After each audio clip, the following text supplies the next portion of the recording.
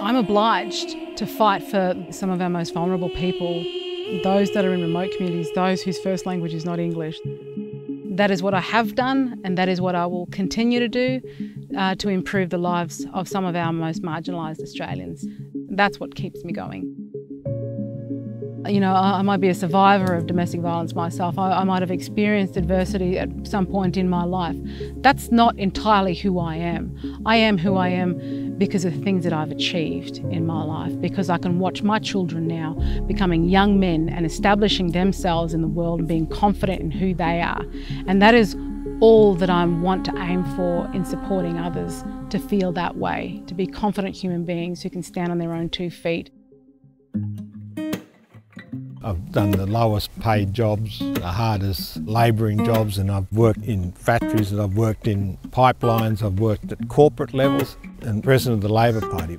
Got involved in Aboriginal politics, and I look back and I see that I've achieved all these things.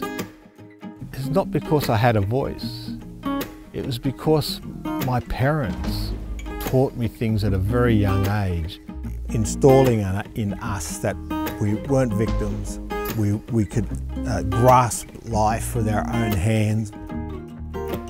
It doesn't matter what background you come from. As a human being, if you have the drive and the passion, you can become what it is that you want to become, and this country certainly provides that opportunity for you. And this is what I want to see for Aboriginal people. The only person who can better your life is not the government, it's not the voice, it's you. You're the only person who makes the difference. The voice has created so much division that we are labelled, which we weren't before. We are labelled in a way that, come on, we have to come back to who we are now. You know, don't be divisive, we're all one. We are letting the politicians to drive that screwdriver in to split us. And we don't need that.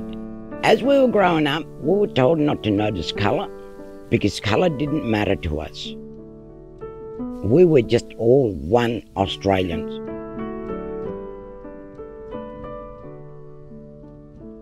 I feel that what Australia gave me, that cornerstone that holds up that thing that I love dearly, is being chipped away at. And it scares me that my home might fall apart and anybody else coming to Australia will feel that they are not as equal and will not have the same opportunities that I had. And that's not fair. Our family is a blended thing. Our family is what Australia is. Australia is that thing where it doesn't matter where you're from on this planet. You can stand in any country in the world and you can say, you could be Aussie, mate. You could be Aussie. What's important to me is that we don't divide ourselves along the lines of race in this country. I don't want to see my family divided along the lines of race, because we are a family of human beings. And that's the bottom line. I love my family. And a line going through my family, I won't stand for that. I won't stand for that. They want to establish a so-called voice to Parliament. This is a really big deal. The Constitution is the rule book for governing the country, and they want the rules to change. We should be one together, not two divided. And that's why when it comes to this voice, I'll be voting no, because this will not unite us, this will divide us.